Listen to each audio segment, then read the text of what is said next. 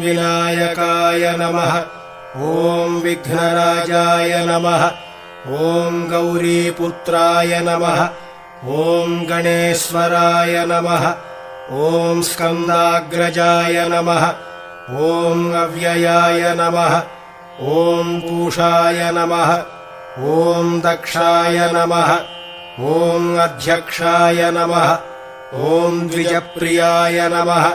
ॐ अग्निगर्भच्छिदे नमः। ॐ इन्द्रश्रीप्रदाय नमः। ॐ वाणीप्रदाय नमः। ॐ अव्ययाय नमः। ॐ सर्वसिद्धिप्रदाय नमः। ॐ शर्वतनयाय नमः। ॐ शर्वरीप्रियाय नमः। ॐ सर्वात्मकाय नमः।